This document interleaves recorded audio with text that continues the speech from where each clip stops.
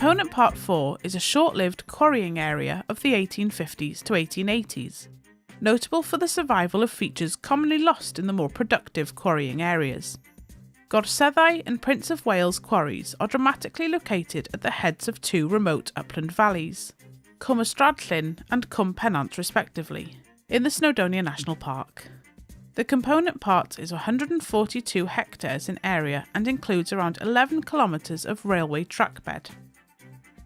The elements of this component part comprise Gorseddau Slate Quarry, Prince of Wales Slate Quarry, Ynys Slate Slab Mill, Gorseddau Railway and Gorseddau Junction and Porthmadog Railways, Treforys Village.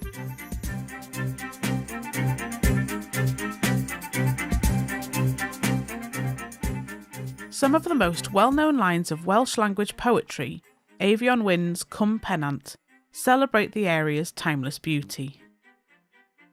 Cwm Pennant.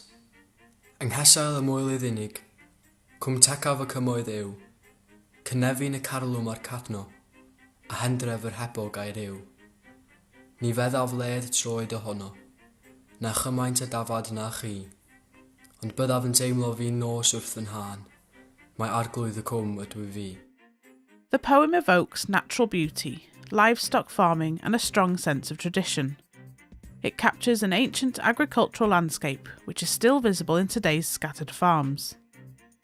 Industrial capitalism's very different view had grand designs for the area's commercial potential. In the mid to late 19th century, slate quarries were established rapidly, with no expense spared. This was in the spirit of the widespread commercial optimism of the boom decades of the slate industry in Wales, from the 1850s to the 1870s. But poor rock meant sudden decline and closure of the quarries just decades after their establishment. The lack of later quarrying means, features and evidence of working practices survive here where they have been destroyed elsewhere.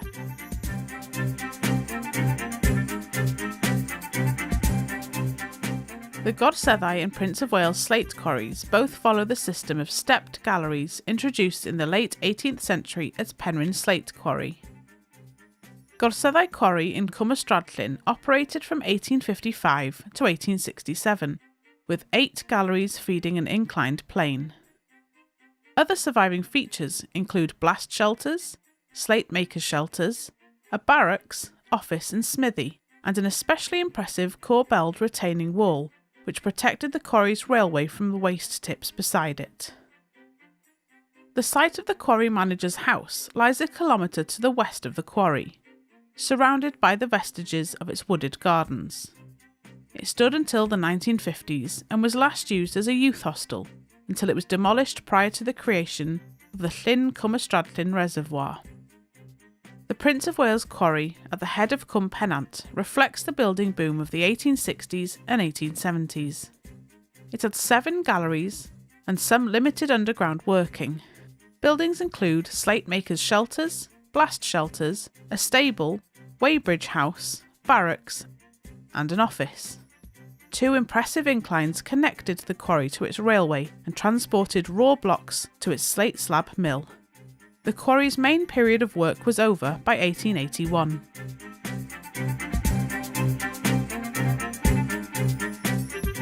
The quarries were connected by railway to the sea at Porthmadog. The systems serving the 2 quarries demonstrate very different construction. The 13-kilometre horse and gravity-operated Gorseddau Quarry Railway was built between 1854 and 1857 to a very high standard by engineers who had distinguished international careers. The most famous, James Brunlees, subsequently built the Sao Paulo Railway in Brazil and worked on lines in Uruguay, Venezuela and France. In contrast, the 1875 railway for Prince of Wales Quarry, which reused the defunct Gorseddau line for its lower section, was constructed by a local contractor to a much more rough and ready standard. The remains and impressions of track sleepers are visible in places along both railways. The entire system was out of use by the early 1890s.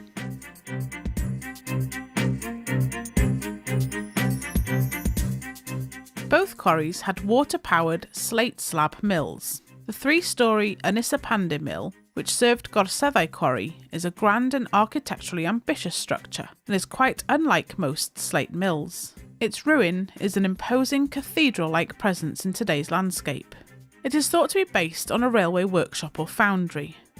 Its designer, James Brunlees, seems to have given little thought to how the structure would operate, and it was left to local contractors to work out how to equip the building.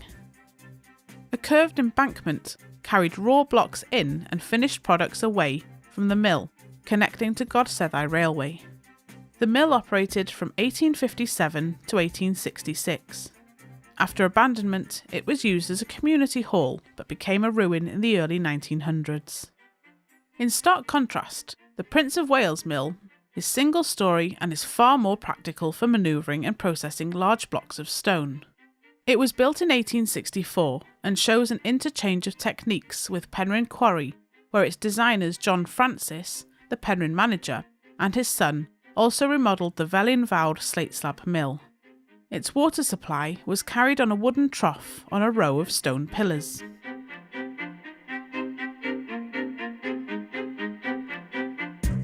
Accommodation for workers was an essential feature given the quarry's remote upland locations. Barracks are present at both quarries.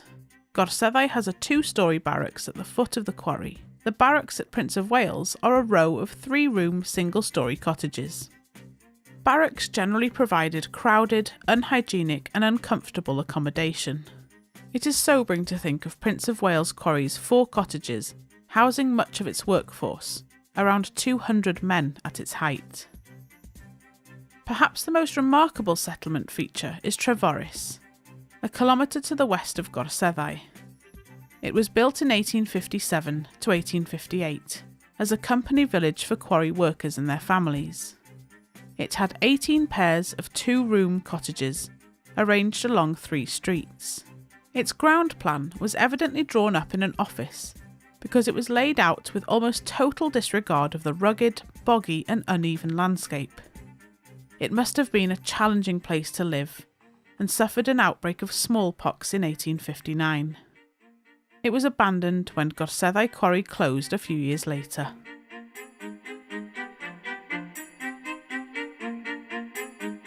The short life of the quarries meant the industry had little impact on the agricultural landscape. Local farmers are interested in and proud of the industrial heritage, whose features have been assimilated back into the landscape they work. Glyn Williams farms in Cwm Stradllyn and feels very protective about the Gorseddau quarrying features situated there. Agos o'n i'n mynd yn ffyrnig iawn sy'n gweld rhywun wneud niwad yn o de. Mae'n hollol, da chi di tyfu fyny hefo nhw. A dyna chi ryw afal yn yno, a rwan, mae alam ar ei fath i, mae genedlaeth ar nôl un eto, da chi eisiau gwachod ar ôl hyn, de.